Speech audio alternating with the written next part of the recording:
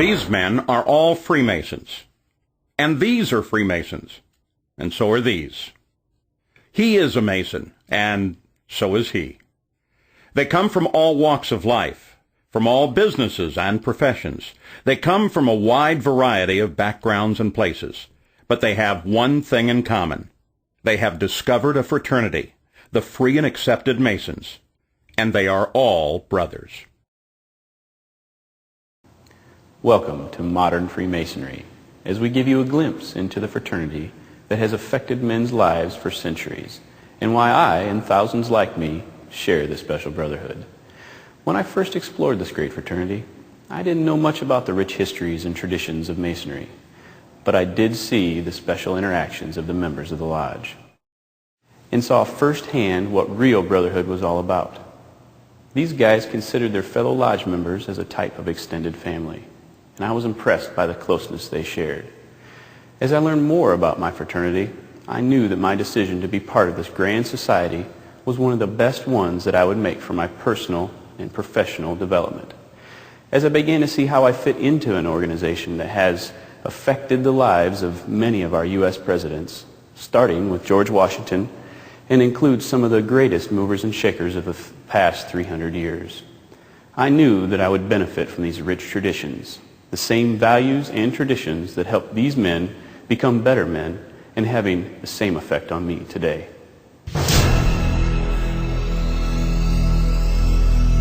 The mythical beginnings of the fraternity date back to the building of the Temple of King Solomon in Jerusalem around 1000 BC. But the accepted origins of modern Freemasonry can be traced to the stonemason guilds that formed during the Middle Ages.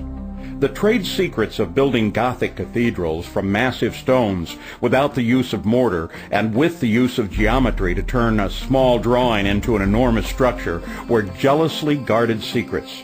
Secrets not even divulged to the priests of the churches who employed them. The guilds were developed to train masons in these skills, to enforce a standard of workmanship, and to hold their members to those high standards, as well as protect those valuable secrets.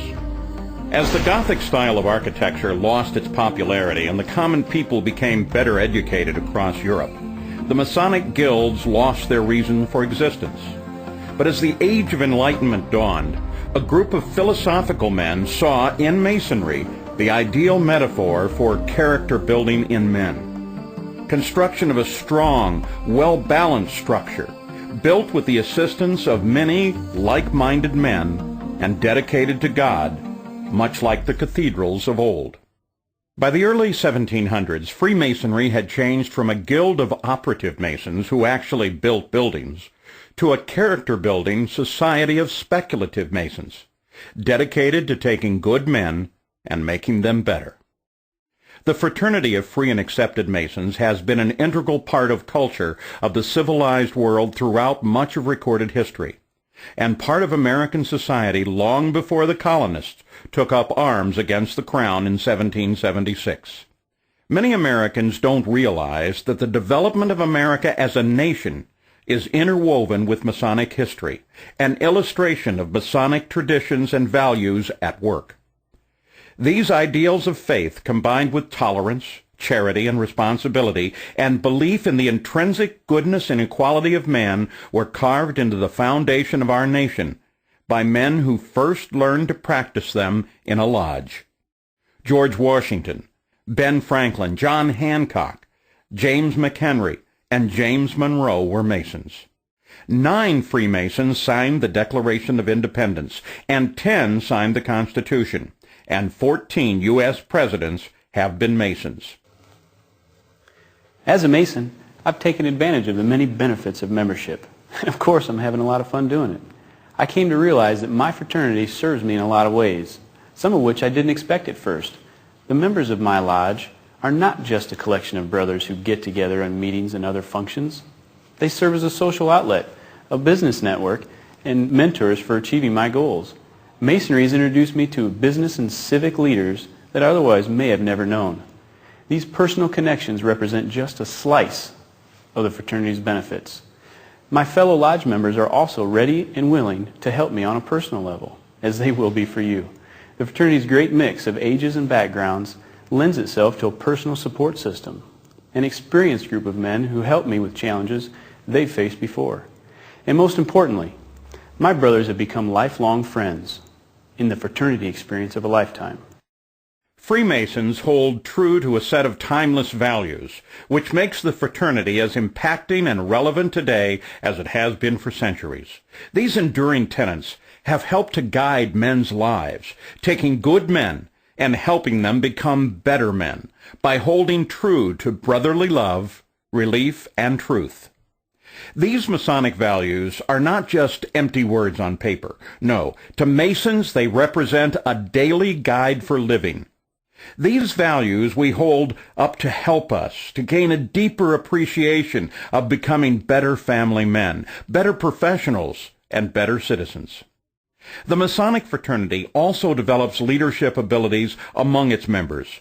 Masons can utilize and hone their abilities by serving as lodge officers, mentors, and committee leaders. But Masonry also provides many other opportunities for further involvement, all of it fun and all rewarding. But what do Masons do? Masons meet in a lodge. Its members are taught its precepts by a series of ritual dramas which follow ancient forms and use stonemasons' customs and tools as allegorical guides. These are called degrees, and you've probably heard of them before. In a Masonic lodge, a man must complete 3 degrees to become a full member. Like the old medieval guilds, he is initiated as an entered apprentice, passed to the degree of fellowcraft, and finally raised to the degree of a master mason. When you join a lodge, you'll make friends that will last a lifetime, from all walks of life and every economic and social and religious background. More than that, you will quickly find as you travel the country and the world that Freemasons are everywhere, and they share a bond with you solely because of the experience you share in common. Once a man becomes a Master Mason in his home lodge, he can enjoy further brotherhood and involvement in other Masonic organizations known as appendant bodies, including the Scottish Rite, the York Rite, and the Shrine.